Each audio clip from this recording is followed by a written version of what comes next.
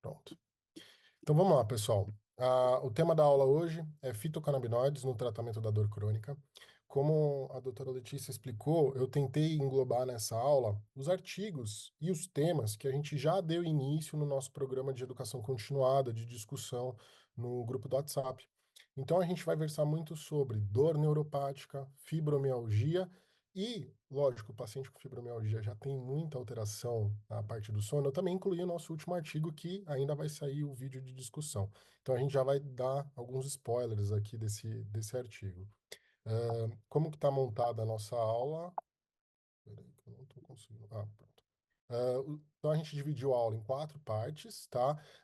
Eu faço na parte 1, parte 2, uma breve revisão de conceitos iniciais sobre dor, definição de dor, dor aguda crônica, os 3 tipos de dor, que é muito importante para a gente abordar a dor neuropática e fibromialgia. Faço uma breve revisão também do sistema endocannabinoide, e essa primeira parte de revisão de conhecimentos ela vai ser breve, tá? Uns 15 minutos. E a gente já entra em artigos relacionados à dor neuropática, à fibromialgia e a parte de discussão de casos clínicos, que eu trouxe 3 casos aí do meu consultório, da minha vivência, para a gente conversar e aprender junto e estabelecer estratégias juntos, e eu quero aprender com vocês também. Então, aqui a gente já começa com a definição de dor mais atual, da IASP, que é a International Association Institute of Pain, de 2020, que foi traduzida, adaptada para a nossa língua, e traz como sendo uma experiência sensitiva e emocional, desagradável, associada ou semelhante àquela associada a uma lesão tecidual real potencial. Então, a definição de dor ela não é tão simples. Vamos traduzir isso. Ela é uma experiência. Cada pessoa sente de um jeito. Ela é influenciada pela vivência da pessoa, pelas experiências que ela teve, pelo nível sociocultural que essa pessoa tem. E nem sempre essa dor ela está associada a uma lesão tecidual real. Às vezes você não tem uma doença física biológica, como no caso da fibromialgia. A gente não tem um marcador de um exame de imagem, um laboratório que mostre a doença. Então a doença, a diagnóstico é feito com questionários, anamneses. Então e esse é o que a gente tem de mais atual na definição de dor. Aqui já vem uma outra definição importante, que é dor aguda versus dor crônica. E aqui a gente tem um número mágico importante que é o número 3, 3 meses. Até 3 meses a gente está falando de um quadro de dor aguda. Acima de 3 meses a gente está falando de um quadro de dor crônica. A dor aguda, ela tem uma causa muito bem identificável, um trauma, uma cirurgia, o paciente sabe precisar para você quando começou. Tem um início bem definido e uma expectativa de melhora. Você não espera ficar com uma dor por muito tempo depois de uma cirurgia ou de um trauma. Muito diferente da dor crônica. A dor crônica, ela tem um início menos definido, um curso arrastado e flutuante, e muitas vezes ela cursa com o que a gente chama de sensibilização central. O que é sensibilização central? É o aprendizado do nosso sistema de sono sensitivo a sentir aquela dor. E aí dificulta muito o manejo e o tratamento. Então, o nosso objetivo é que uma dor aguda não cronifique, tá? E a gente já entra no segundo slide de introdução, que são os mecanismos descritores de dor. E esse talvez seja um dos mais importantes da introdução para a gente entender do qual tipo de dor que a gente está falando. Então, a gente tem aquela dor aguda fisiológica, limitada a 3 meses, que é gerada através de estímulos térmicos, mecânicos e inflamatórios, que a pimentinha está representando os inflamatórios, são os mais comuns. Eles ativam a nossa nocicepção, ativam o sistema somatosensitivo e vão gerar percepção de dor aguda fisiológica. Esses estímulos, eles podem perdurar por mais de 3 meses, por exemplo, gerando o nosso primeiro grupo de dor crônica, as dores nociceptivas. Então, são esses 3 estímulos principais, com uma sensibilização do sistema sensitivo. Vamos dar um exemplo fácil para a gente entender. A inflamação de uma artrose de joelho. O estímulo aqui é a pimentinha, é a inflamação, talvez seja uma das mais prevalentes. A gente tem um paciente que inflama o joelho, dói, inflama, dói, passou anos sentindo isso. Quando ele foi procurar um especialista, tinha uma artrose avançada, fez lá a cirurgia de prótese, substituiu a articulação, do joelho, tirou a artrose. Muitos desses pacientes a gente vê no ambulatório que eles mantêm a queixa de dor. Por quê? O joelho passou de um local de geração de estímulo nociceptivo, inflamatório, para um local de percepção de uma dor aprendida pelo sistema somatosensitivo já sensibilizado. Então, a gente cursa com muitos pacientes com dor crônica, mesmo depois de, em tese, operarem ou tentarem tirar o estímulo gerador. Esse é o nosso primeiro grupo de dor. Eu acho que para a gente entender muito bem. Mecânico e térmico é muito difícil, porque são bem restritos. E tem um quarto estímulo, que é o elétrico também, que é mais restrito ainda, que eu nem coloco. O nosso segundo grupo de dor são as dores do tipo neuropática, que é um dos temas da nossa aula. E a gente observa que a lesão ou doença tem que estar no nervo ou no sistema somatosensorial. Nem toda lesão vai gerar dor neuropática, mas para eu ter dor neuropática, eu preciso da lesão. Então a gente brinca que tem que ter a lesão e um pouquinho de azar. Alguns exemplos.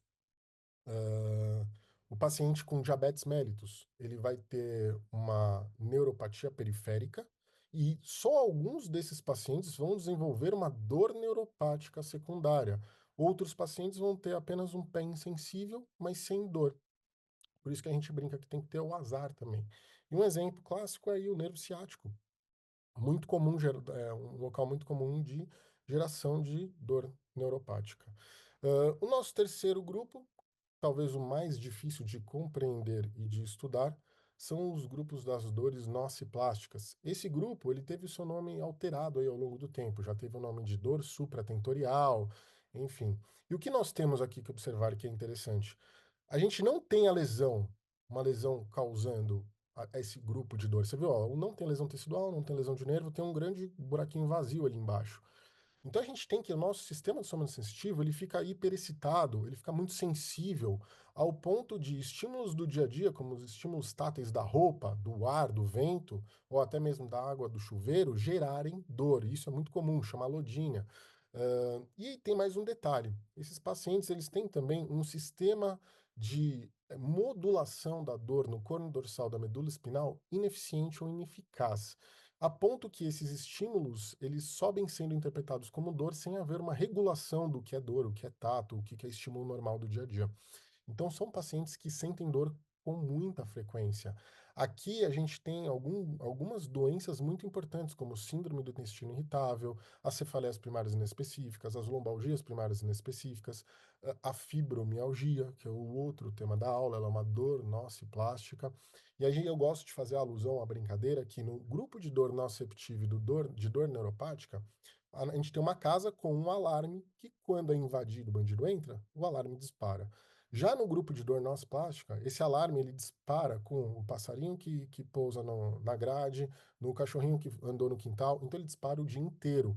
Então são pacientes que sofrem com dores constantes, acabam ficando irritados, porque ninguém aguenta sentir dor a todo momento, e são pacientes que estão muito propensos a sofrerem uma grande investigação, ou seja, muitos exames de imagem, que é o caso do paciente fibromialgico, ele bate no nosso consultório, é cheio de ressonância, quem já atendeu sabe, e são pacientes que estão propensos a sofrerem intervenções desnecessárias, como, por exemplo, o paciente com 50, 60 anos, fibromialgico, dor poliarticular, quase dor no corpo inteiro, faz uma ressonância de coluna lombar, o que, que vai ter lá? Protusão, abaulamento. A gente sabe, hoje tem estudos que mostram que é normal ter protusão, abaulamento nessa idade.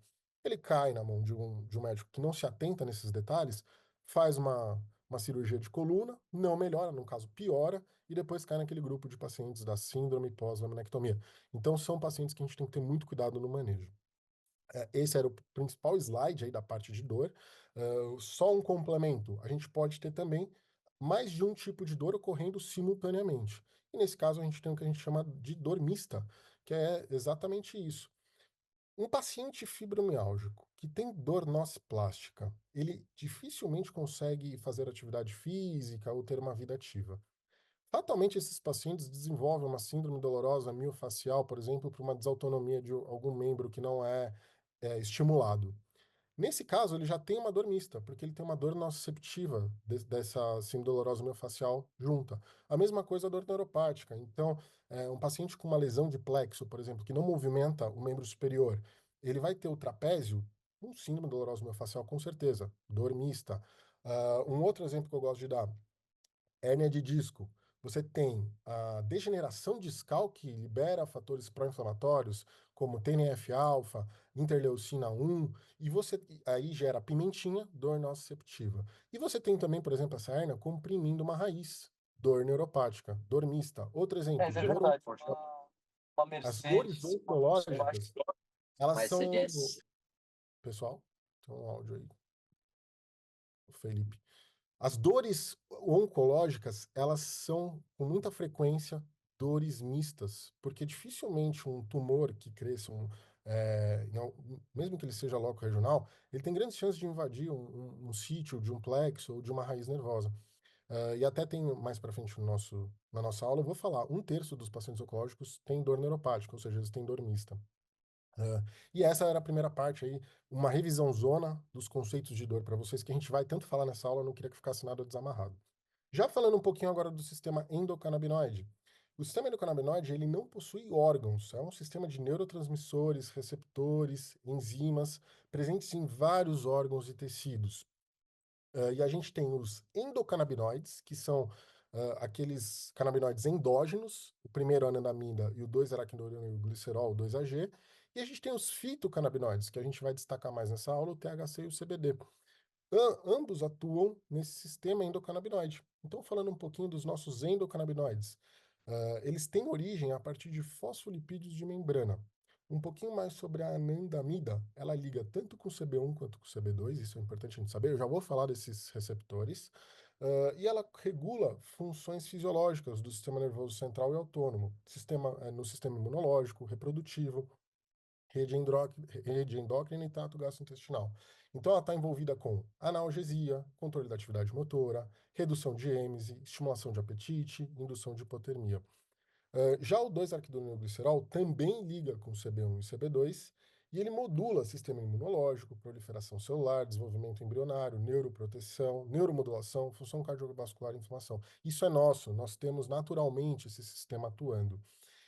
Os receptores, quais são os dois mais importantes? O CB1, que se a gente tivesse que guardar uma coisinha dele, seria sua expressão principal no sistema nervoso central.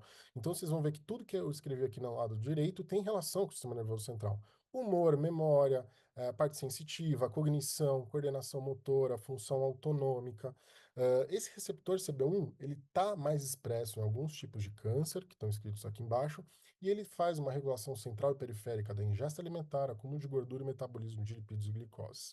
O outro receptor desse sistema endocannabinoide é o CB2.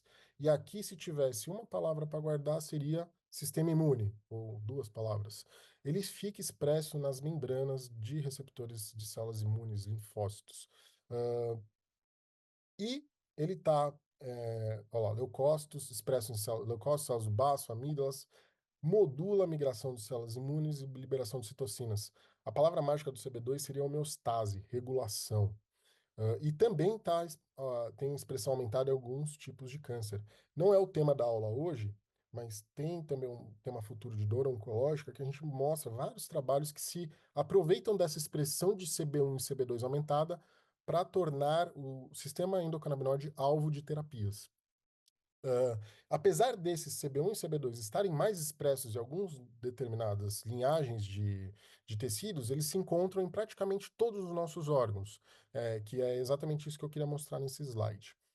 E não só CB1 e CB2 existe nesse sistema como receptores, temos vários, mas esses dois são os principais. Basta a gente conhecê-los, saber que existem outros. Então, esse sistema endocannabinoide, nós temos o CB1 muito regulando crises convulsivas e dor, e esse CB2 fazendo essa homeostase, esse controle pró-inflamatório e anti-inflamatório. Então, agora nós vamos falar um pouquinho também dos fitocannabinoides, principalmente o THC e o CBD. O que é importante a gente saber? Na planta, quando a gente encontra a planta, essas substâncias elas estão presentes na forma dos seus percussores ácidos, ou substâncias inativas na forma de ácido delta-9 tetrahidrocannabinólico e ácido canabidiólico. E eles precisam sofrer um processo de descarboxilação pelo aumento de temperatura para gerarem as formas ativas que vão ter propriedades terapêuticas. Por isso que você, se for fazer uma via inalatória, precisa acender ou esquentar de alguma forma, e o óleo ele passa por um processo de aumento de temperatura para que essas formas ativas sejam liberadas, para que a gente consiga a terapêutica que a gente deseja. Falando um pouquinho do THC, o tetrahidrocannabinol, ele é um agonista parcial de CB1 e CB2. Isso que é importante a gente saber. Ele concorre com o AEA e o 2-AG para ligar nos receptores. E uma outra coisa que é interessante é saber que ele é responsável por algumas atividades psicotrópicas. E aí a gente tem o modelo da tétrade, que é hipolocomoção, hipotermia, catalepsia e analgesia. Veja, seria tão bom se a gente pudesse isolar e aproveitar essa analgesia, que tem tantas propriedades terapêuticas para a gente, e tirar esses três primeiros, que talvez possam ser considerados até uns efeitos adversos do THC, e aí entra a importância do CBD. Porque o CBD ele age como um agonista inverso. Ele não se liga diretamente com o CB1 e o CB2, ele meio que regula a expressão desses receptores para o THC se ligar. Então ele antagoniza alguns efeitos colaterais induzidos pelo THC. Por isso que CBD com THC fazem uma sinergia tão interessante quando a gente pensa em prescrição da cannabis medicinal. Esse antagonismo, esse agonismo inverso, também pode receber o nome de modulação alostérica negativa, que é exatamente esse efeito que eu falei para vocês. Então, o CBD ganha um efeito anticonvulsivante, anti-inflamatório, antiemético, antioxidante, neuroprotetor, analgésico também, tanto pela sua ação, como para potencializar a ação analgésica do THC quando está junto com ele. Aqui tem outras várias funções, mas a gente não vai entrar em detalhes em todas. Então, aqui de forma bem esquemática, a gente tem uma membrana de uma célula. Esses dois primeiros receptores da esquerda, CB1 e CB2, CB1 verdinho e CB2 ele meio avermelhado, concorrendo para ligar nos receptores, os dois endocannabinoides, o AA e o 2-AG, junto com o THC. E lá no núcleo, lá tentando ligar no PPAR, a gente tem o CBD. Então, acho que aqui fica bem emblemático. Então, quando a gente fala em sistema endocannabinoide, a gente fala de homeostase e modulação em vários órgãos e sistemas do corpo. Então, essa era uma primeira parte introdutória. E agora a gente vai entrar na discussão de trabalhos que interessam para a gente pensando em terapia. Esse primeiro aqui que eu trouxe, puxando um pouquinho a sardinha para a parte ortopédica, ele avaliou alguns tipos de doenças e dores ortopédicas, como um pós-operatório imediato, artrite, dor neuropática, fibromialgia e esclerose múltipla, e avaliou a eficácia do THC e CBD no tratamento dessas doenças. E o que que ele destacou? Primeiro, aquilo que eu acabei de falar para vocês, a sinergia do THC e do CBD no alívio da dor. Como os dois juntos agem de uma forma sinérgica. E a conclusão, já trazendo o filé para vocês, é que esse estudo mostrou uma eficácia na artrite reumatoide, na fibromialgia, na dor neuropática e na esclerose múltipla. É muito interessante porque ele aborda as duas doenças que a gente está discutindo, um grupo de dor, as dores neuropáticas, e a fibromialgia também. Engraçado, ele fala assim, ó, dor pós-operatória não está indicado, e faz todo sentido, é um quadro de dor aguda, a gente não vai deixar de usar os nossos analgésicos, os nossos opioides para esses casos. E o pré-operatório é a mesma coisa, tá? Vamos para o segundo estudo, falando sobre dor neuropática. Esse é um estudo daquele tipo coorte, grupo controle placebo, foi um programa piloto da Dinamarca, e ele montou três grupos, um só CBD, o outro só THC e o outro CBD e THC. E o que que ele avaliou? Ah, se esses pacientes com dor neuropática, como que eles se comportavam? Então, eles usaram menos gabapentina, que é um anticonvulsivante, que é linha 1 de tratamento para dor neuropática, e eles tiveram menos tempo de internação, ficaram menos tempo hospitalizados por conta da dor neuropática. Então, o THC e o CBD tiveram efeitos positivos no tratamento da dor neuropática, foram seguros, sem grandes efeitos colaterais, mas ele não pode afirmar isso para os outros grupos de dor, ele não avaliou. Então, ele fala, e aqui ele autoriza a gente a usar para o grupo de dor neuropática. Lembra que eu comentei com vocês, o paciente da dor oncológica? Um terço apresenta um padrão de dor neuropática associada. Então, a dor neuropática está presente em várias doenças. E aqui, até puxando um pouquinho nesse lado do paciente oncológico, esses pacientes oncológicos, eles têm uma dor neuropática não só pelo crescimento do tumor em si, mas também por conta de uma dor neuropática induzida pela quimioterapia, para aqueles pacientes que precisam fazer a quimio, né? Não são todos, mas eles correm esse risco. Então, o que que esse estudo avaliou? Se a medicina canabinoide, se aqui nesse caso o CBD, conseguia proteger esses pacientes de desenvolver uma dor neuropática induzida por químio. O esquema que foi avaliado foram dois, né? O Carbotax e o Capox. Ah, São dois esquemas quimioterápicos. O CBD foi introduzido um dia antes da químio, na dosagem de 150 miligramas de óleo de CBD, duas vezes ao dia, 300 miligramas por dia. E os resultados, esse CBD, ele atenuou os primeiros sintomas da dor neuropática induzida por químio, sem grandes efeitos colaterais. Então, olha um grande espectro de prescrição que surge aí dentro da oncologia. Nesse mesmo âmbito, esse estudo aqui ele não está completo, mas ele está sendo desenvolvido. O THC e o CBD, eles preveniram náuseas e vômitos, que são efeitos antieméticos que a gente já conhece. Esse estudo não está concluído, então não trouxe resultado ainda, mas ele é daquele formato de desenho excelente, que a gente gosta, randomizado, grupo controle, placebo, e ele traz o THC junto, que aquele último estudo só trazia o CBD. Aqui mais um estudo dos canabinoides na dor oncológica. Esse estudo ele avalia 43 pacientes com diagnóstico de câncer terminal, dor crônica, com controle inadequado com o uso de opioides. Montou três grupos: THC CBD spray, THC spray e o placebo. E o que ele trouxe de resultado? Então, um viés antes que eu trago desse estudo ele juntou vários tumores de diferentes sítios primários. Então, próstata, mama, pulmão, gastrointestinal, o que pode envezar um pouco o grau de dor, enfim. Mas a gente entende a dificuldade de você pegar pacientes com tumores de um só sítio, com o mesmo grau de evolução, enfim. Ah, os sprays com os fitocannabinoides reduziram a dor nos pacientes em comparação com o grupo placebo. Então, mais um estudo aí para pacientes oncológicos, que é uma das grandes indicações nossas. E por que eu falo tanto desse paciente oncológico? Por conta da prevalência da dor neuropática. Vamos falar um pouquinho da posologia. Então, não existe um protocolo científico estabelecido, definido. A prescrição ela tem que ser personalizada, tem que levar em conta vários fatores: idade, eh, doenças concomitantes, as medicações de uso, iniciar sempre com dosagens menores e evoluir de forma lenta e gradativa, ir sentindo o paciente, ir ajustando aos poucos a dosagem terapêutica, manter uma relação próxima com o paciente. A gente sempre fala, não existe uma receita de bolo. A dose que a gente fala alvo, ela obedece uma curva que é um gráfico em parábola. Então, se você entra com uma dose muito, muito alta, você pode passar a dose alvo e você vai ter uma eficácia baixa. Só que não é porque a terapia não fez efeito, talvez você entrou com uma dose já muito alta. Eu acabei esquecendo de pôr esse slide aqui, é muito interessante. Dosagens sugeridas, e ali elas variam de THC 5 a 20 miligramas de THC por dia, 2 a 3 vezes ao dia, o CBD podendo variar de 20 a 100 miligramas de CBD por dia. Existem várias vias de administração: respiratória, oral, tópica, retal. As mais famosas são a via respiratória.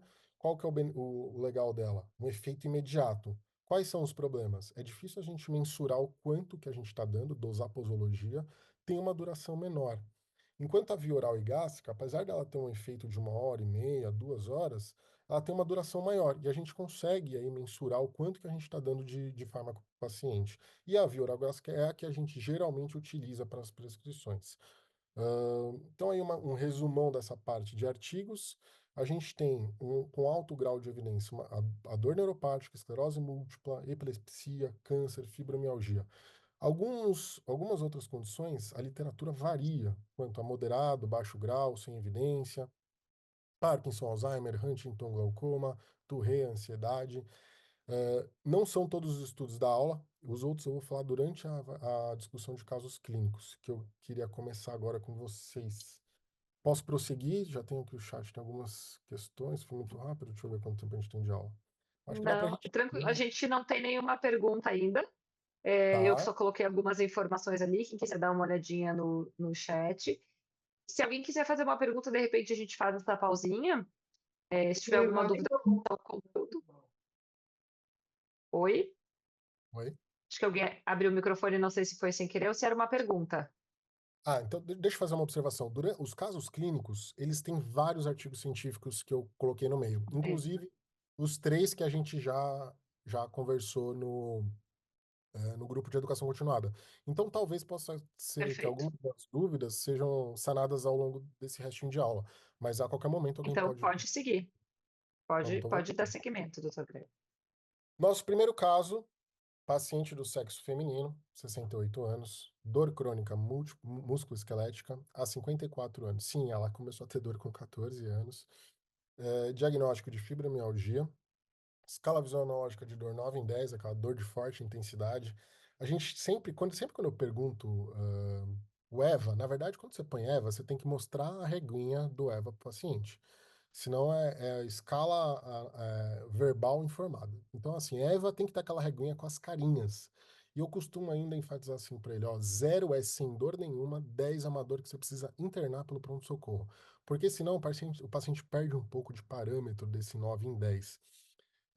Sem melhora com tratamentos prévios, e o IDG de 16 e o IGS de 6. A gente já vai comentar sobre eles. São critérios diagnósticos de fibromialgia. Antecedentes desse paciente: uma cefaleia crônica, enxaqueca.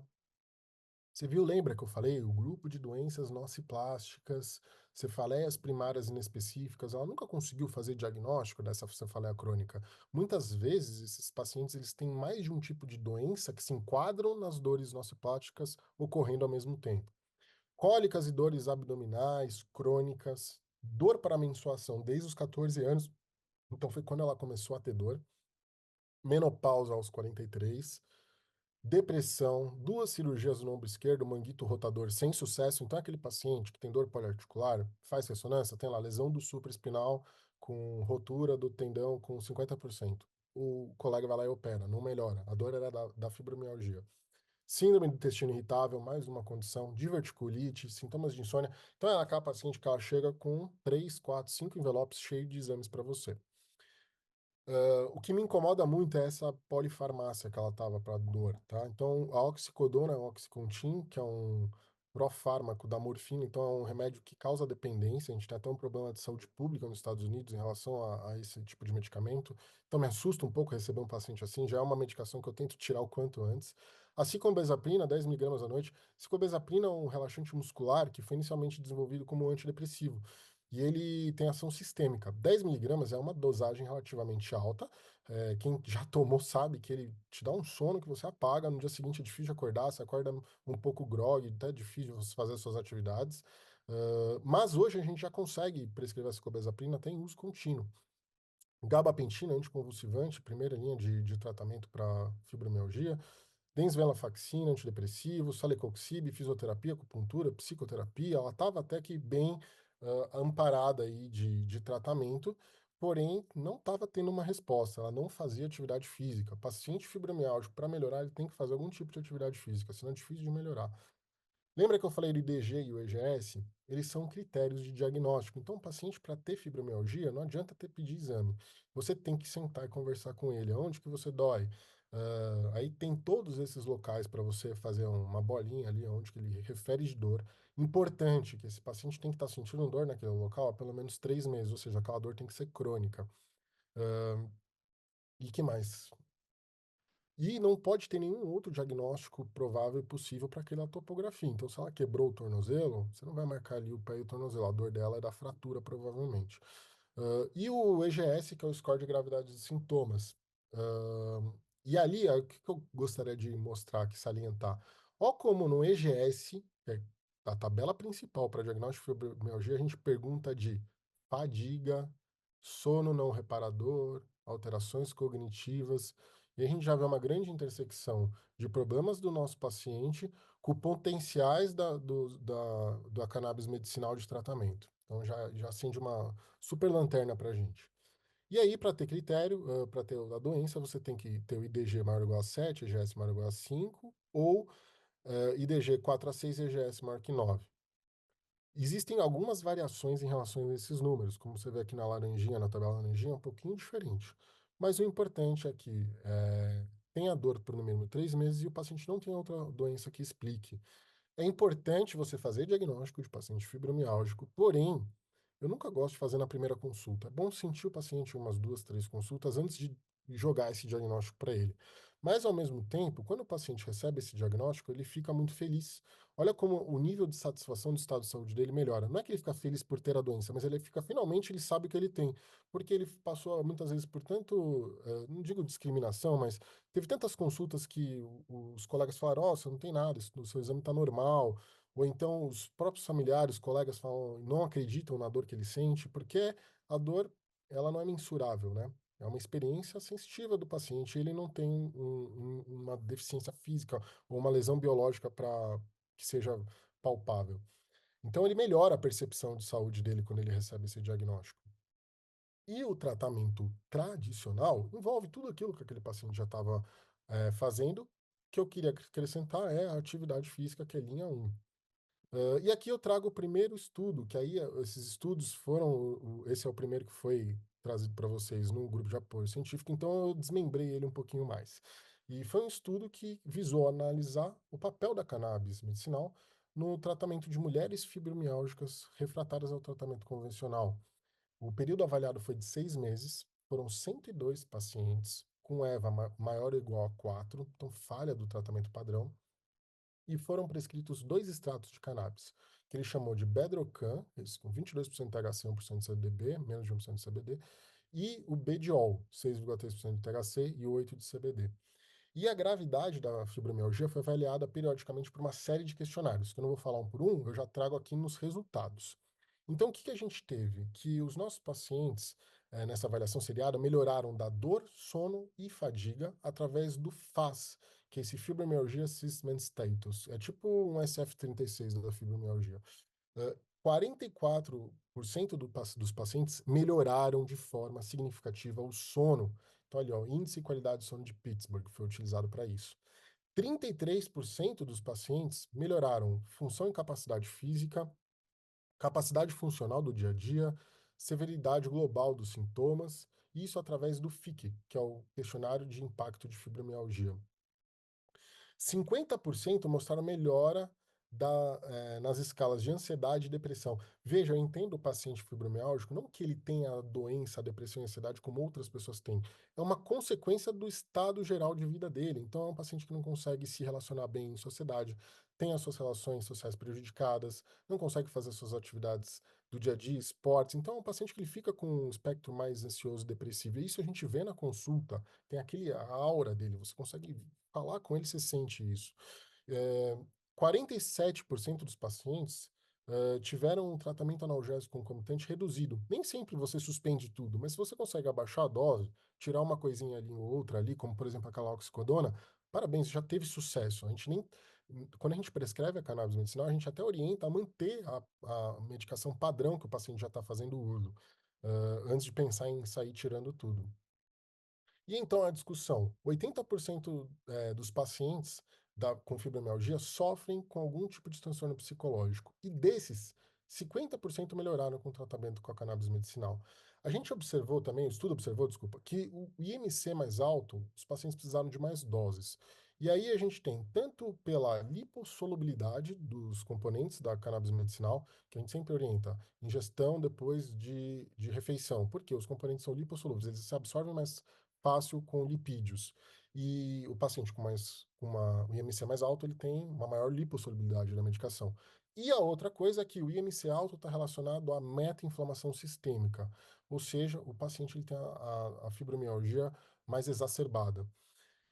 Que mais que a gente tem? Aqui o controle da dor crônica. Que você controla a dor, o paciente tem melhor capacidade para realização de atividade física. Linha um de tratamento. Eles observaram isso também. Então, como conclusão desse estudo, eu faço duas ressalvas. Primeiro, o formato dele não é aquele ideal. Ele é um estudo observacional, então não teve uma comparação com o grupo controle, não foi um estudo, é um ensaio clínico randomizado. E os pacientes foram tratados com dois olhos diferentes. Vocês lembram que a gente mostrou lá na introdução do estudo? Então, não foi feita essa distinção da análise dos diferentes olhos utilizados. Foi tudo colocado no mesmo pacote. Mas, mesmo assim, achei um estudo muito interessante, porque esses pacientes com fibromialgia e terapia padrão insuficiente mostraram uma melhora clínica significativa de dor, sono, qualidade de vida, atividade funcional com a cannabis medicinal. Então, isso está totalmente dentro aí do nosso caso clínico. E aqui eu já puxo para o nosso caso clínico mais atual. Por quê? Aqui ele falou tanto da melhora do sono, melhora da qualidade do sono, que eu trouxe esse estudo da cannabis medicinal interferindo nos sintomas de insônia, que é o mais recente, que ainda vai sair o vídeo no grupo, que é um estudo randomizado, duplo cego, grupo controle placebo, exatamente como a gente gosta, que visou avaliar a segurança e eficácia da cannabis medicinal sublingual, óleo, no tratamento de insônia crônica. O que é insônia crônica?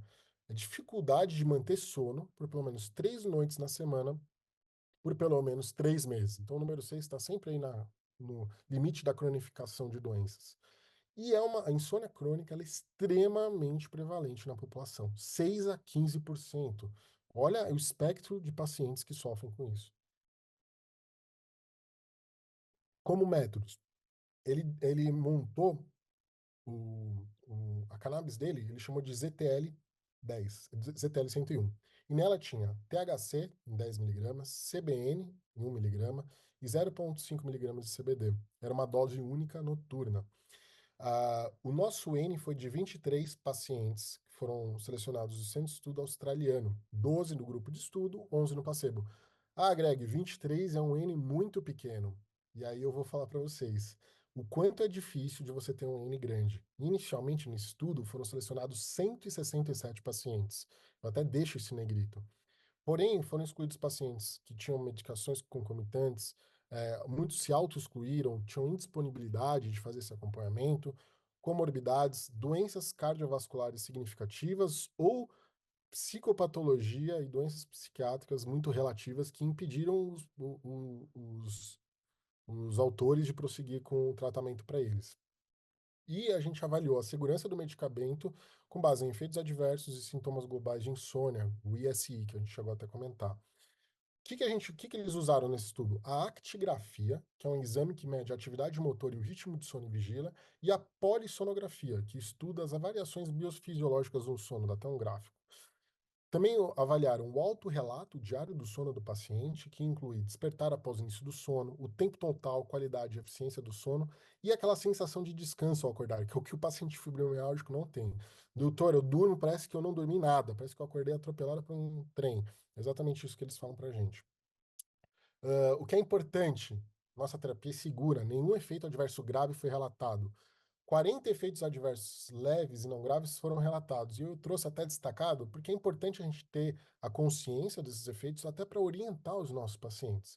Dor de cabeça, xerostomia com aquela boca seca, tontura, náusea, ataxia, olho seco, isso tudo pode acontecer. Esses foram alguns dos principais. E esses sintomas, esses efeitos colaterais foram autorresolutivos, ou no próprio sono ou logo depois que eles acordaram. E o que a gente teve de resultado? Em comparação com o grupo placebo, a gente teve redução dos scores do ISI, que é o Severity Index de insônia, redução das medidas de latência de início do sono derivadas da polissonografia, o tanto que o paciente demora para pegar no sono, um aumento do tempo total do sono e da qualidade desse sono autorrelatado, então os próprios pacientes falaram isso, um aumento da sensação de estar descansado ao acordar, diminuição do despertar após o início do sono pela actigrafia e um aumento da eficiência do sono. Então, foi uma terapia que ficou durante 2 semanas, sublingual noturna, e que o extrato de canabinoide se mostrou uma terapia bem controlada e segura e melhorou os sintomas de insônia e a qualidade de vida nesses pacientes. Então, mais um reforço para a prescrição dos nossos pacientes na fibromialgia. Como que eu manejei, voltando agora para o nosso caso clínico, essa paciente com fibromialgia? Eu passei o óleo o full spectrum balanceado 1:1.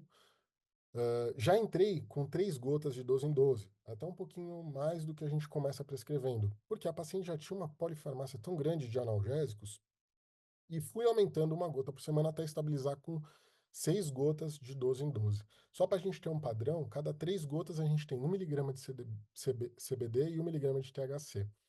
O que eu consegui tirar?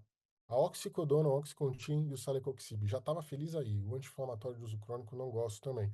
Posteriormente, eu consegui passar a ciclobenzaprina para 5 miligramas. E eu mantive a gabapentina, denzvelafacina. E o mais importante, essa paciente começou a conseguir fazer atividade física, melhorou o sono, melhorou a fadiga. Ah, e aqui eu até fecho esse caso com esse trabalho que mostra a cannabis medicinal como uma nova esperança na fibromialgia. Vou Então, bastante. Queria até compartilhar aí com vocês, saber se Tá vocês, o ótimo. que vocês Tenho aula, acharam. inclusive. Pacientes com fibromialgia, acho que todo ortopedista já atendeu ou tem experiência no manejo. Pessoal, coloquem o microfone no mudo, por favor. Alguém teria Doutor aí, Arthur. Obrigada. alguém teria alguma ressalva, faria algo diferente, queria acrescentar alguma experiência? Fibromialgia, tem ortopedistas no grupo, especialistas em dor. Doutor Greg, nós temos aqui uma pergunta da doutora Vanessa Minha internet está Matarazzo. falhando um pouquinho, vocês estão me ouvindo? Peraí, deixa eu voltar. Cadê? Sim, Como te que eu abro? ouvimos Aqui, chat. Deixa eu abrir aqui. no chat. A doutora Vanessa Matalobos pergunta: seria contrassenso usar o THCV nesses pacientes com IMC alto? Nossa, excelente pergunta. Preciso pesquisar, Vanessa, não sei te responder de bate-pronto. O THCV ele é diferente do THC, né? Se eu não me engano, o THCV ele está muito indicado como inibidor de apetite, né? Então o pessoal tem usado, inclusive, muito como uma alternativa aí desses medicamentos tradicionais, o Ozempic, né? Para tentar reduzir a peso do paciente. Não acho que seria contraindicado, não. Por mais que seria a pergunta por conta do IMC alto, grande porcentagem de gordura, talvez uma lipossolubilidade muito grande, acúmulo de THCV. Não acho que seja esse o caso. Acho que daria para usar, sim, o THCV. Tem um Eu ou outro acho paciente. que Eu acho Ah, que a Vanessa está falando sobre, de repente, juntar um efeito analgésico com um efeito que o THCV vem se propondo em algumas pesquisas de ajudar na redução do peso. Mas eu acredito que a gente não tem nem uma pesquisa. Tem alguma pesquisa de THCV com fibromialgia? Eu acho que a gente não teria não. esse suporte, como a gente tem suporte para outros canabinoides, né? No caso, principalmente o THC. Se alguém conhece alguma pesquisa que relacione tratamento de dor crônica, fibromialgia, como nesse caso, com THCV, pode inclusive compartilhar aqui com a gente. Seria muito Acho que o interessante. Eu THCV, também desconheço. o THCV precisa ser bastante estudado ainda. Eu, particularmente, tenho utilizado muito pouco, para não dizer nunca, aguardando um pouquinho mais as coisas, as pesquisas virem, mas eu sei que tem vários colegas que já têm utilizado, e se alguém tem experiência de THC dor, né, de repente pode compartilhar aqui. Vai ter uma outra E pergunta do eu Gilberto. queria comentar, doutor Gregory, tem como volta para o slide anterior? Tem. Aqui, ó. Volta ali Calma para aí. onde tem a dosagem, a gente vê a pergunta do Gilberto. A dosagem de 1 para 1 inicial não foi hiper. Hiper, no caso, Gilberto, de ser um excesso de quê? De THC, de repente? Se tu gostarias de explicar.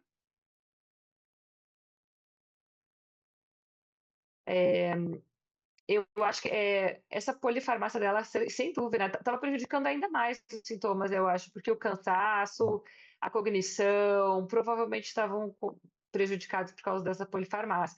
Eu faço que nem o Dr. Gregory, de assim que possível retirar medicamentos ali, assim que a gente começa a ver um efeito satisfatório. E essa paciente, ela chegou até que dose? Qual foi o máximo, Gregory, de dose que ela chegou? Eu estabilizei 6 gotas de 12 em 12 com ela. E 6 até gotas de 12 em 12. É, eu acho Ah, que não foi perfeito, tá ali. dosagem tão alta assim. Porque a escolha do 1 para 1 é justamente para aproveitar aquela analgesia do THC. Porque para pacientes de dor crônica, Perfeito. eu tive um resultado tão bom com essa formulação. Para fibromialgia, muitos estudos são com THC, alguns deles até com THC Sim, sem o CBD. E essa dosagem é uma dosagem super baixa. É muito interessante ter uma é, resposta, porque cada 3 gotas equivale a 1 miligrama. Então, a gente tem 2 miligramas só de THC em cada dosagem, né, em sim, cada dose, totalizando 4 miligramas de THC por dia. De CBD também, mas a gente sabe que quando temos esse óleo balanceado, a dose de CBD não chega a ser relevante para um efeito terapêutico, né? Ele não vai ser ansiolítico com 4 miligramas e tal. Então, a gente considera mesmo o efeito do THC nesse tipo de produto. 4 miligramas de THC é uma dose baixa, né? Então é uma resposta bem surpreendente, uma desprescrição, principalmente de sim. opioide, com uma dose baixa de THC. Então, essa é para paciente que vai ter uma durabilidade bem aceitável no seu frasco de óleo, vai ter diminuição do custo de tratamento, porque ela vai tirar aí um monte de coisa que é custosa, né? Imagina comprar Efeitos colaterais. frecoxib, oxicodona, efeito adverso nem se fala. Imagina, só diminuindo a ciclobenzaprina, ela já deve estar acordando mais disposta, mais ativa. E saiu, né? Tem um professor aqui, muita gente fez aula com ele, talvez lembre dessa frase. Ele diz que esse é um exemplo bem clássico. O paciente sai daquele ciclo vicioso que ele estava para um ciclo virtuoso. Então, o paciente não consegue fazer atividade física, não consegue fazer as suas atividades, dorme mal, não tem vida social, muitas vezes não trabalha, né? Os pacientes chegam a ficar afastados do trabalho. Então, ele consegue sair desse ciclo, ele tira medicamentos, por isso ele fica mais disposto, mais animado, dorme melhor, vai para a academia, volta a ter vida social. Então, o relato desses pacientes é uma coisa muito impressionante, né? As pessoas com fibromialgia geralmente têm histórias muito felizes para nos contar nas consultas de acompanhamento, né? Os pacientes fibromialgicos são um antes e um depois da prescrição de cannabis medicinal, né? Exatamente. Acho que são os Eu pacientes com atendi o melhor retorno de resultado. o melhor resultado. Eu atendi uma paciente, me lembrei muito dela durante a tua apresentação. Ela não conseguia fazer nada, é uma paciente que recém fez 60 anos, e eu consultei com ela de novo essa semana. Ela quebrou a perna, ela está em cima de uma cama imobilizada por causa de um acidente.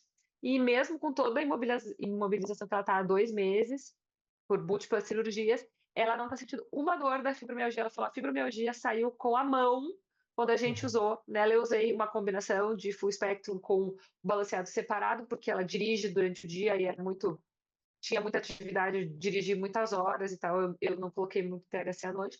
Ela falou essa palavra do tirar com a mão e isso foi bem impactante. Mesmo com a imobilidade, com a limitação, a depressão que veio, ela não voltou a ter as dores da fibromialgia. Claro, manteve o tratamento durante todo esse tempo. Tirou ali 24 horas do perioperatório das cirurgias que ela fez e depois voltou normalmente.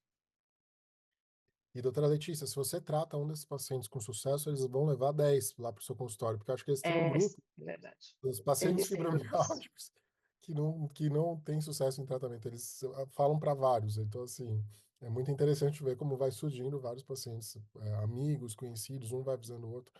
E Ó, a Marise está comentando um caso que nem o meu aqui, que a paciente dela, primeiro parabenizou pela aula, disse que está uma aula excelente. O paciente informou após a segunda semana com 3 gotas de 12 em 12 horas que não sabia mais como suas dores doíam. Sono melhor e concluiu que nunca mais dormirá antes do tratamento. Um CBD mais THC. Muito é, bem, assim, ótimo. muito bom, obrigado, Círculo Maria. vicioso para virtuoso. Exatamente. Esse é plágio, tá? Esse é do professor Briggs, não é minha essa Tá, frase. legal. Opa, e Quer vamos passar? para o Tem caso uma pergunta que dois? foi feita antes, que a gente pulou, que era sobre isso. Cadê? Tem um caso sobre dor neuropática. Alguém tinha feito uma pergunta, fica para a gente responder então Ah, quando então, for feito o caso de dor neuropática. tá. Não, a gente respondeu da posologia, não foi? Era da dor neuropática ali. Estamos A do dor no- pergunta do Gilberto. Doses para dor neuropática em geriátricos, ele perguntou. A gente vai ver daqui a pouquinho. Então, a minha próxima paciente é uma paciente com dor neuropática e ela é uma idosa. Então vamos para o caso número 2. Uma paciente do sexo feminino, 81 anos, sim, 81 anos. Diabetes mellitus de longa data, associada à neuropatia periférica. Aquela eletroneuromiografia clássica de polineuropatia periférica sensitivo-motora com padrão desmielizante axonal difuso. Dor refratária às medicações farmacológicas padrão, anticonvulsivantes, antidepressivos. Na verdade, essa paciente era de um colega cirurgião de pé, que ele já não sabia mais o que fazer com ela, e ele me chamou para a gente fazer um procedimento minimamente invasivo de dor para ela. Eu faço também esse tipo de procedimento, então levei meu ultrassom, a gente fez uma neuromodulação sensitiva em ramos do nervo tibial, fizemos pentabloqueio, tentamos fazer uma dessensibilização, mesoterapia. Ela teve um ano que ela ficou relativamente bem, que o nosso procedimento segurou. Mas depois os sintomas foram voltando. Ele falou: Greg, eu não vou ficar pedindo cirurgia para ela todo ano. Então vê se você consegue algo aí para fazer uma analgesia a mais longo prazo. Ela tinha refratariedade dos sintomas, dificuldade para deambular, ela vinha com uma bengalinha, isso é clássico da consulta, ela sempre chega com aquela bengalinha. Dor crônica, aquele padrão neuropático difuso, principalmente nos tornozelos e pés, em queimação e formigamento. Dor neuropática, o paciente sempre vai falar queimação, formigamento. Uma analogia que eu gosto de fazer com eles é a sensação de quando você acorda, dormiu em cima do braço, aquilo é a dor neuropática. O paciente sente aquilo com frequência. Ela falava, é uma meia de formiga, doutor. Ah, e essa foi a proposta para ela. Sim, eu fui com 1 para 1 também, só que eu entrei um pouquinho mais devagar. Eu pus 2 gotas à noite, depois eu passei de 2 gotas 12 em 12, 3 de 12 em 12, estabilizamos com 4. E ela ficou maravilhosa. É inacreditável essa paciente. Eu ia gravar um vídeo para trazer aqui, mas acabei não fazendo. 4 meses de tratamento, a EVA dela diminuiu de 9 para 5, ela não usa mais bengala, ela retornou para buscar um relatório para viajar de avião, coisa que ela não fazia nunca, melhorou a qualidade de vida, autonomia, ela ganhou, faz as atividades diárias sozinhas, e ela é totalmente lúcida, orientada, não tem mais nenhum problema de saúde, então aquilo estava impactando tanto ela na atividade diária, e relacionado a esse sucesso que eu tive nessa paciente, acho que ela já, inclusive, eu já prescrevi 2 ou 3 já para ela. Um dos nossos estudos foi justamente isso, o manejo da cannabis medicinal em pacientes com dor neuropática. E esse aqui é uma revisão sistemática que envolveu 5 estudos daquele modelão, randomizado, ensaio clínico randomizado, grupo controle, placebo, duplo cego. Se a gente for ver, 5 estudos é pouco em toda a literatura, mas esses são os que melhor atenderam essa seleção desse trabalho, dessa revisão sistemática. Então, o primeiro deles, aí eu trouxe destrinchando mais o que é mais interessante de cada um desses estudos. O Weisman, 2018, ele, ele avaliou o THC como um analgésico no grupo de estudo e ele avaliou a melhora desses pacientes com EVA, com a escala visual analógica de dor. Pacientes com dor neuropática radicular dos membros inferiores. Entenda, radicular pode ser, por exemplo, de uma lombociatalgia, uma compressão por uma hérnia de disco, por exemplo. A dose que ele usou foi de 0,2 miligramas por quilo contra placebo. E o resultado dele foi que o THC otimizou a analgesia. Eu não vou comentar muito desse, porque ele faz o terceiro estudo é esse mesmo autor, fazendo um estudo que ele melhorou o primeiro. Então, o segundo estudo foi o Schuerol, de 2020. E ele utilizou o CBD para melhorar a dor, e ele utilizou a escala NPS, que é Neuropathic Pain Scale, é uma escala para avaliação de dor neuropática. Ele utilizou o CBD em dose de 100 mg, 250 miligramas a cada 3 FLOZ. FLOZ é uma medida americana, onças, tá? E equivale a 29 ml. Eu fui pesquisar isso, eu não sabia também. E contra o placebo. E esses pacientes melhoraram aí a dor neuropática periférica deles. O mesmo autor do primeiro trabalho fez um outro estudo em 2024, super recente, em que avaliou esses mesmos pacientes com dor radicular neuropática na mesma posologia que ele utilizou, aqueles 0,2 miligramas por quilo, versus placebo sublingual. E o placebo foi prescrito o óleo de cânhamo, como o óleo placebo. E aqui é muito interessante, isso eu não tinha visto até então em nenhum estudo. Ele utilizou para avaliação COVAS, que é Computadorized Visual Analog Scale of Pain. Então, é uma EVA computadorizada e ela é capaz de analisar, além da dor referida pelo paciente, alguns sinais como frequência cardíaca, tônus muscular, que a gente sabe, quando a gente tem dor, aumenta. E ele calcula o quanto de dor o paciente está sentindo por esses sinais que ele consegue avaliar. E esse estudo é muito interessante porque ele avaliou, no segundo momento, ele trocou. O grupo de controle virou grupo de estudo, e o grupo de estudo virou grupo controle placebo. E o que ele observou? Redução da dor por uma modulação do sistema simpático que diminuiu sua atividade e aumentou a atividade do parasimpático. Isso gerou analgesia. E uma diminuição da atividade do córtex cingulado anterior, que é uma região do córtex relacionada à percepção da dor. Muito interessante também. O quarto estudo foi o Almond et al., que comparou placebo versus THC. E aí a dose de prescrição, a forma de administração foi por inalador. Foi utilizado 1 miligrama de THC por inalador e ele observou a redução da dor crônica através da EVA. E o último estudo é um estudo brasileiro, Chaves et al. 2020.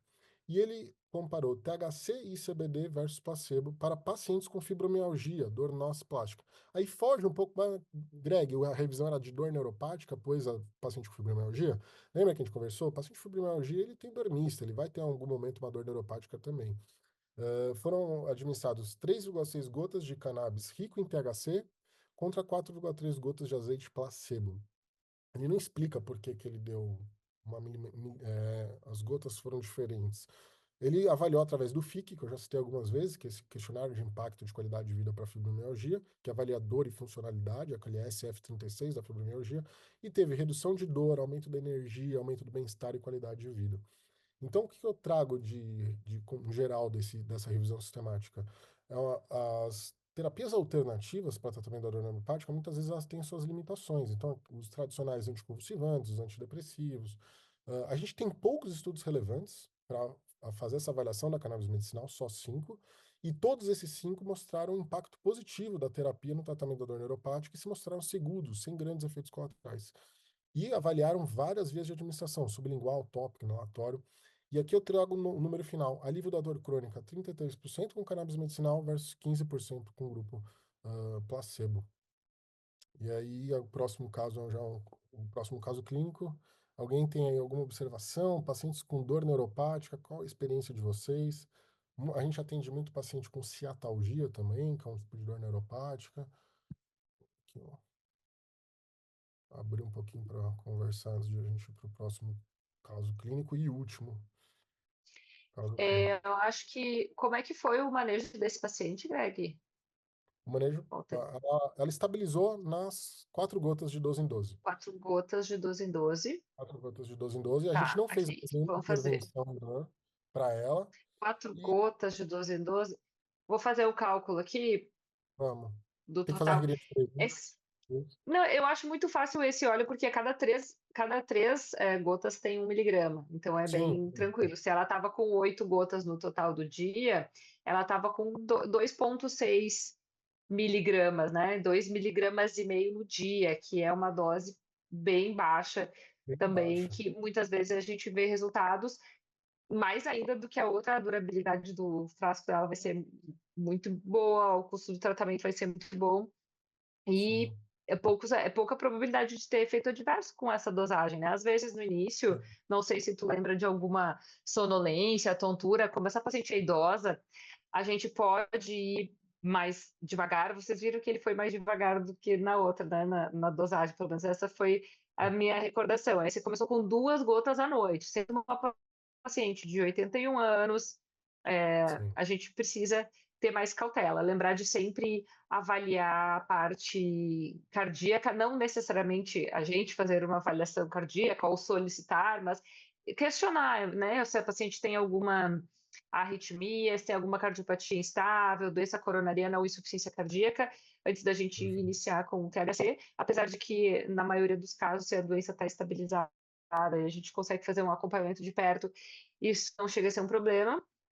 Nessas doses que ela atingiu, de em torno de 1 miligrama e pouquinho em cada dose, ela provavelmente não deve ter apresentado hipotensão, não deve ter apresentado efeito adverso de THC, o que é muito positivo. Eu estou falando também porque eu sou geriatra, então até o Gilberto perguntou também, não sei se o Gilberto trabalha com idosos, mas a gente tem que ter um pouquinho mais de cautela com efeito adverso, mas os idosos costumam ter uma tolerância bem boa ao THC, dificilmente apresenta algum efeito psicoativo, então é bem interessante. Esse tipo de tratamento tem resultado.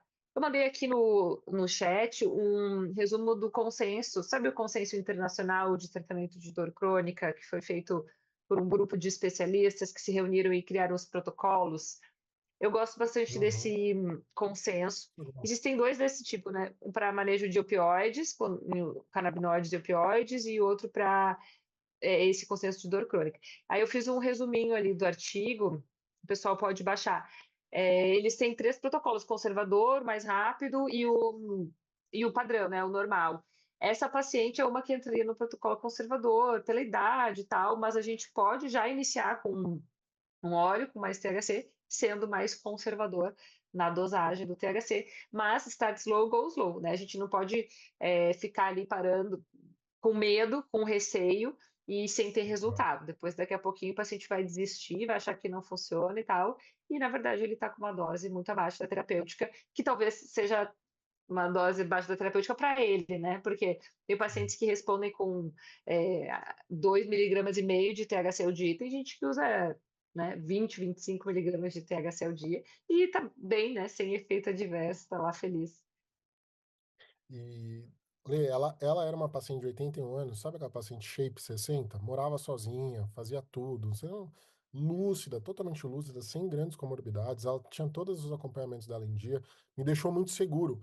E o engraçado foi que esse caso, ela já chegou falando disso, ela já entrou brincando até com o tema, porque o meu colega, quando ele encaminhou, foi um encaminhamento interno dentro de um ambulatório de hospital, que eu trabalho, ele já falou, ó, ele vai te oferecer isso, já vai abrindo a cabeça para. Então ela já chegou já preparada, ela já veio pedindo. Então até facilitou a prescrição, lógico, a gente analisa tudo isso que você colocou, vê todos os critérios certinho, então foi uma paciente que foi muito fácil de introduzir a terapia com ela. Maravilha. E ó, eu tenho uma. O Gil estava escrevendo por escrito aqui para o Gilberto, mas ele fez uma pergunta, talvez, para paciente hipertenso, talvez um 3 para 1. Acho que o Gilberto se refere a um pouquinho mais de CBD do que de THC. Não sei qual a tua visão, mas nesses casos, eu pessoalmente iniciaria então com o óleo full spectrum. Se ele quiser ser um pouquinho mais conservador, pode iniciar com óleo full spectrum com menos do que 0,3 de THC e de repente usando, acrescentando um para um, né, em cima. E Sim. aí pode fazer até no consenso tem ali no mais conservador e com óleo de CBD predominante até mais ou menos 40 miligramas dia, se não atingir o resultado satisfatório, então acrescenta-se mais THC deixando a dose do CBD. Então essa é uma estratégia que poderia ser interessante. Não sei se como tu farias, Gregory, de Perfeito, repente, acho que eu se faria quisesse ser um exatamente pouco igual. mais conservador. Um pouquinho mais conservador. E assim, o fato dela ser hipertensa, acho que acende uma lanterninha para a gente ser um pouquinho mais efetivo na investigação de cardiopatias, de algumas outras doenças secundárias à hipertensão. Não só a hipertensão em si como um problema, mas eu acho que eu agiria também, Uhum. como ele, um pouco mais conservador. Aliás, eu sou bem conservador, eu tenho bastante medo de errar Mas, nesses Gilberto, casos. eu vou te dizer uma coisa. O canabidiol, ele é um vasodilatador importante. Ele tem mais risco de fazer, os canabinoides, THC, tem mais risco de fazer hipotensão do que fazer hipertensão. Então, a hipertensão, ela não é uma contraindicação a nenhum dos canabinoides que a gente conhece. É mais a contraindicação ao THC é pelo potencial efeito taquicardizante, que é dose dependente, e sensibilidade dependente também. Então, por isso que a gente fala das cardiopatias, né? A gente não pode se dar o luxo de aumentar a frequência cardíaca num paciente que tem, por exemplo, insuficiência cardíaca, uma fibrilação atrial ou uma doença coronariana, que pode vir a ter um evento isquêmico, mas não pela hipertensão. O que a gente precisaria é ver o risco de hipotensão, principalmente no idoso. Então, o idoso que vai começar com THC, eu sempre sugiro não, quando está bem, controlado, ok, mas alguns pacientes tendem a pressão mais baixa. Pacientes com Parkinson têm uma tendência de hipotensão, algumas pacientes com polifarmácia, eu peço para fazer a aferição antes e depois, e se começar a baixar demais, me avisar, prevenção de quedas e tal. Mas realmente a hipertensão não seria uma contraindicação. A gente chega a ter que diminuir antihipertensivos de pacientes, muitas vezes, que estão em tratamento porque tem o efeito hipotensor, mas depende da pessoa. Não, perfeito, doutora Letícia. Explicação sensacional.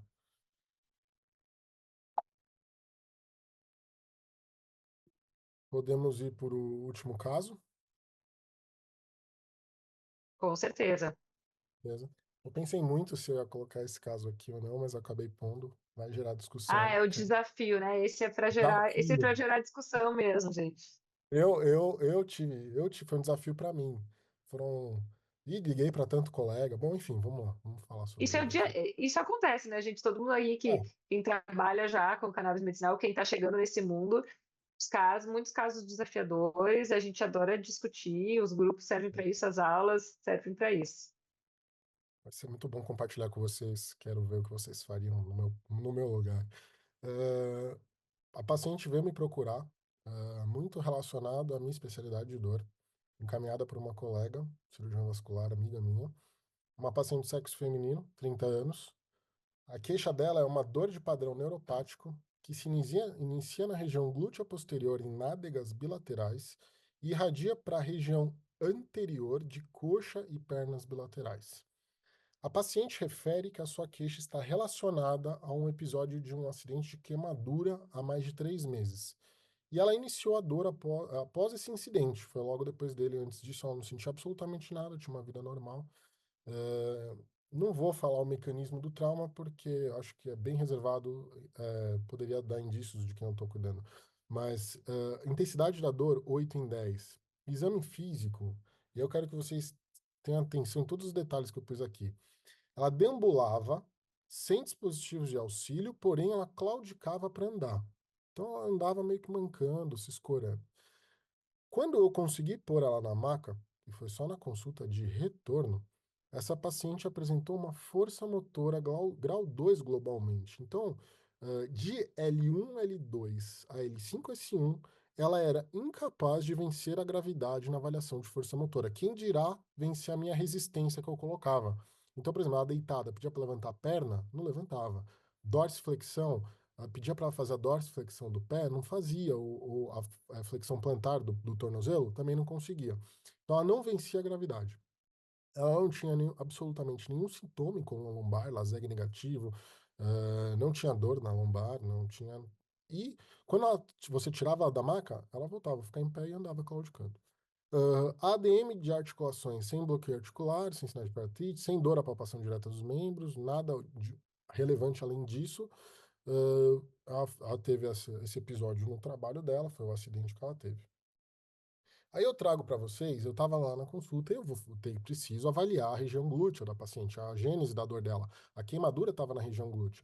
Então eu chamei uma colega que estava atendendo no consultório ao lado, colega minha que atende no nosso instituto, no instituto delas, inclusive, aliás, e falei, você podia entrar para me acompanhar, é uma região delicada para se avaliar, enfim. E eu tava esperando, porque assim, a paciente foi encaminhada para mim com ligação, a colega passou o caso, eu achei que ia ter uma baita lesão, uma cicatriz. E na inspeção não apresentava lesão de pele, não tinha cicatriz aparente, não tinha alteração de pigmentação, uma hiperemia, uma hipercromia, nada, não tinha alodínia, não tinha hiperalgesia. E quando eu pedia para ela falar assim, me mostra onde você está sentindo a dor, ela não delimitava com uma precisão local. Ela passava a mão em algumas outras regiões que não eram aquelas que ela mostrou a foto da lesão dela. E aí ela vem com, sem brincadeira, 2 malas, uma de prontuários e uma de relatórios. E eu tive a atenção de tirar foto de alguns itens mais importantes que eu julguei. E eu tirei uma parte aqui da avaliação de pronto-socorro dela, quando ela teve o incidente, que descrevia as queimaduras na região da nádega como de primeiro grau, tá? Ela tinha também queimaduras de segundo grau nos dedos da mão direita, que ela já não tinha mais queixa, e pequenas e na região posterior das coxas, que não era a queixa principal dela. A dor dela era na região glútea, que ia para a região anterior de coxas e pernas. Laudo de exame de eletroneuromiografia dentro dos padrões de normalidade, não tinha alteração na eletroneuromiografia. Ela tinha, dentre umas dessas passagens de outros colegas, um relatório médico da psiquiatria escrito à mão, diagnóstico de síndrome do estresse pós-traumático em acompanhamento. E um relatório da dermatologista, e ela, na verdade, ela descontinuou esse acompanhamento com o psiquiatra, porque ela falou que a dor dela não estava relacionada com isso, que era em função do acidente que ela teve. E voltou para a dermato, e a dermato reencaminhou ela para psiquiatria. Eu até bati foto também. Então, a paciente com estresse pós-traumático, queimadura, lesões de pele já com melhora total. Uh, Tratamento: quadro refratário às medicações opioídicas convencionais, pregabalina, gabapentina sem sucesso, consultas pregressas com vascular, dermato, clínica médica, psiquiatria. Ela tinha mais de 10 relatórios médicos de outros colegas. Múltiplas idas ao pronto-socorro com história de uma internação. E a paciente vem encaminhada ao meu consultório pela colega para tentativa de terapia com tratamento de cannabis medicinal. Então ela já falou, eu tenho um médico que eu acho que pode te ajudar dessa dor neuropática sua, ele faz prescrição cannabis medicinal, por isso que ela me achou. O que vocês fariam diante disso tudo aí que eu mostrei para vocês? Um quadro, uma, uma história diferente, um, um exame físico diferente. O que vocês fariam? Alguém? Alguém tem alguma Algum ideia? contato?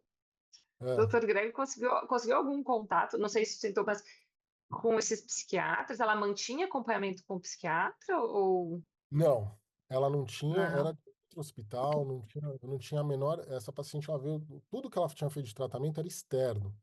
Então, assim, ela tava. Uhum. A gente tinha, a gente tem uma psiquiatra lá no instituto, tá? E na hora eu falei, não, preciso que ela veja, porque se ela descontinuou um tratamento com um psiquiatra e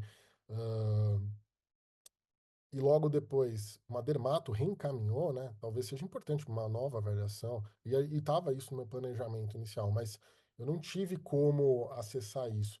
E o que que acontece? A colega que me encaminhou, ela me ligou e passou o caso assim de uma forma, falou, não, você precisa ajudar essa moça, não sei o quê. Então, eu estava totalmente dentro da consulta, propenso a já fazer isso. Sabe quando você já se prepara para atender um paciente visando já o desfecho? Talvez foi um detalhe que eu aprendi nesse caso.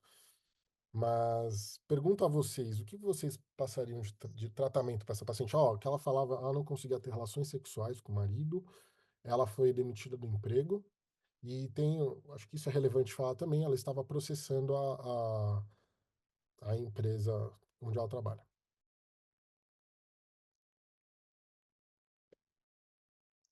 A minha experiência com alguns casos, nem de perto como esse, mas é que os canabinoides também não resolvem o problema, né?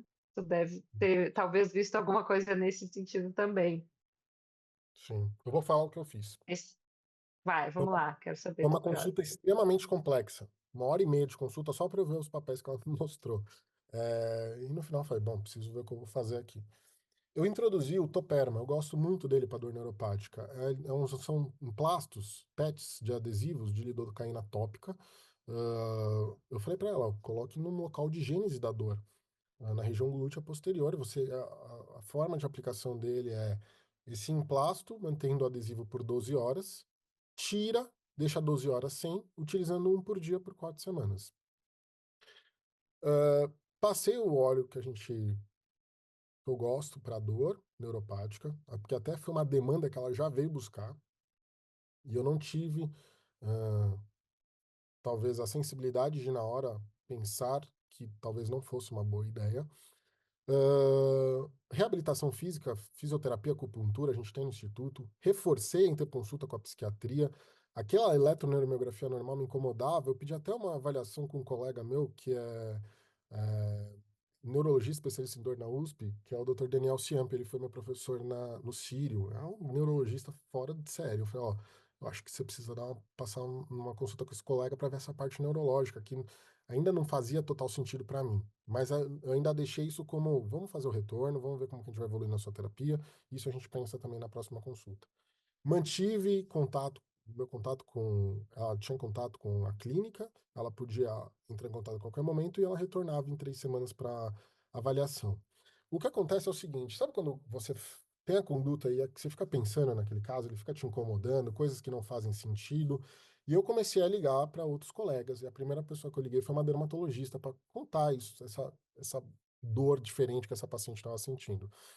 Então vamos lá, as minhas considerações pós-consulta, que eu fiquei martelando depois na minha cabeça, depois que a paciente foi embora.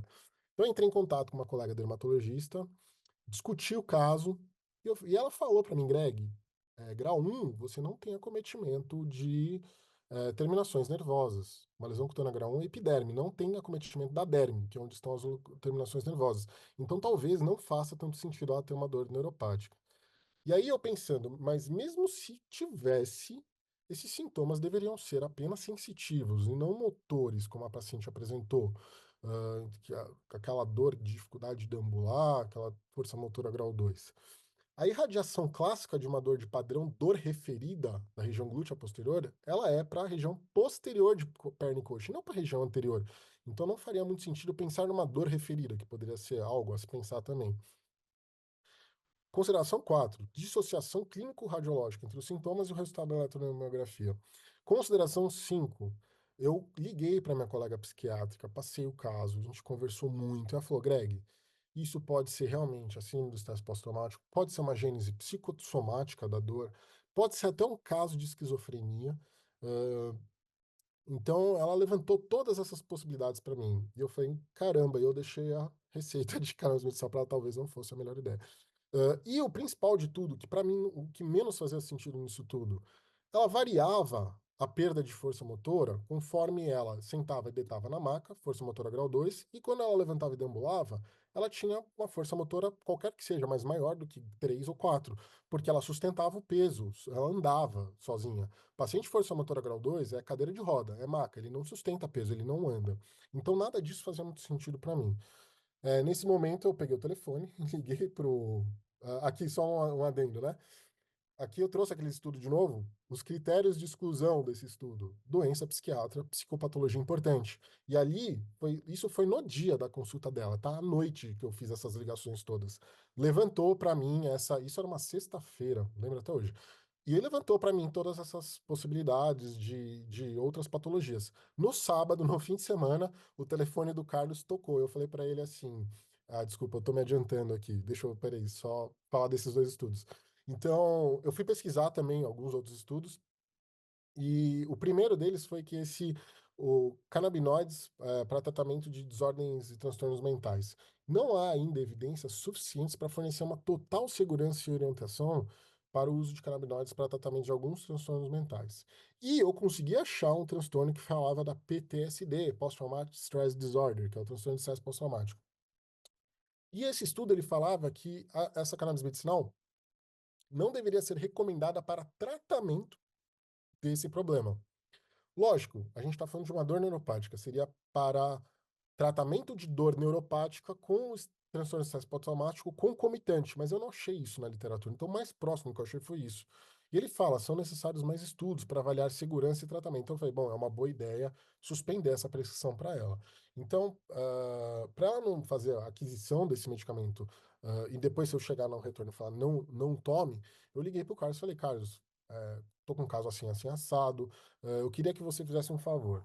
Simplesmente só me informe se a paciente te procurar para aquisição do medicamento e se ela o fizer, pede para ela que não forneça o medicamento, explicando que no retorno o quadro dela ia ser reavaliado para a gente repensar essa terapia. Passou umas 2 semanas e meia e ela não procurou a CPCAM para fazer a aquisição da cannabis que eu tinha passado. Acho que 2 dias antes da consulta, ela foi tentar comprar o medicamento. E até foi mais fácil de falar com ela. Eu pedi para o Carlos, para o grupo de apoio, e falei assim: ó, como está 2 dias do seu retorno, o doutor pediu para você passar de novo com ele, para você já conversar de novo essa prescrição antes de fazer a aquisição. E aí as possibilidades de diagnóstico. Detalhe, tá? Na consulta de retorno, a paciente não fez a fisioterapia que eu prescrevi, não fez a acupuntura, não fez a avaliação com a psiquiatra, que era ali na clínica, era super tranquilo de fazer. E eu deixei como, lógico, possibilidades de diagnóstico diferencial. Uma dor neuropática, esclarecer síndrome de estresse pós-traumático, uma gene psicossomática da dor, uma esquizofrenia, motivação laboral. Na primeira consulta, ela já pediu um relatório. Eu fiz para ela. Na segunda consulta, ela pediu outro relatório. Fiz também. Sempre pensando muito bem com as palavras que eu ia escrever, porque muitas das coisas ali não faziam sentido do que eu via no exame físico. Ah, então, essa paciente ela não fez muitas das coisas que eu pedi para ela. Foi uma consulta de retorno delicada, que foi acompanhada por um outro colega, que eu tive que tentar explicar tudo que eu falei para vocês, dessas considerações, de uma forma branda e tendo ao paciente, mas sem falar para ele que, assim, não acredito na sua dor. Eu, como especialista em dor, eu costumo brincar que eu sou a última esperança dos meus pacientes com dor, mas que não fazia sentido para mim, que a dor que ela estava sentindo podia ter uma outra gênese, que talvez não aquela da lesão que ela teve. E era isso que eu estava tentando passar para ela. E depois disso, a paciente acabou perdendo sequência comigo, ela não quis passar com mais nenhum médico da clínica. Isso foi super recente, foi em dezembro, no final do mês passado, no final do ano passado. Foi um caso super difícil. E assim, para mostrar que nem tudo são flores, a gente também às vezes se engana. Então, esse é um caso que eu não deveria não ter prescrito, eu não tive a sensibilidade no momento de perceber isso. E aí, doutora Lê? Caso fácil? Ela deve estar pipocando em vários médicos, que parece já o Exatamente. perfil, né? Exatamente. Ela É, está querendo um relatório que fale você está incapacitada ou inviabilizada por conta do seu acidente. Enfim, é o que eu estava suspeitando, mas eu não posso afirmar isso. Quem sou eu para afirmar isso? Talvez É, essa paciente melhorasse com altas doses de canabidiol para tratar outras coisas que não a dor, mas ela, com esse possível ganho secundário, alguma outra coisa assim, talvez ela nem não queira algo que vale gerar, né, uma melhora, um bem-estar, afinal, ela tentou vários outros fármacos antes ali que poderiam exato. ter, de repente, melhorado inclusive a ansiedade e outras questões.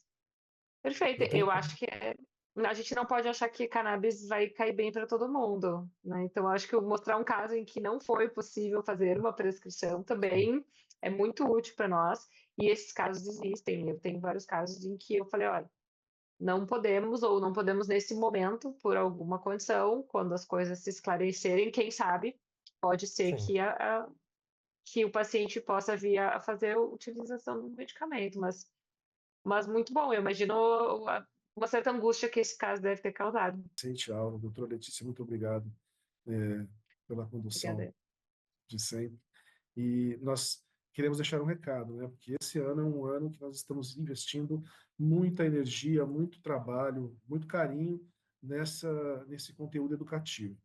Nós entendemos que quanto mais nós trouxermos esse conhecimento, divulgarmos, por isso a aula é aberta para médicos, não é uma aula que nós abrimos para o público em geral, até para elevar aí o nível das discussões e garantir essa tranquilidade. Eu quero agradecer, então, e deixar à disposição a CPCAM para todos vocês que queiram conhecer mais da empresa, trazer apoio científico aí para o seu trabalho, para a sua pesquisa. Nós investimos também em pesquisa científica, temos uma parceria público-privada com a Universidade Federal do Mato Grosso, estamos construindo um centro de estudos e inovação em farmacognosia em Cuiabá, dentro da universidade.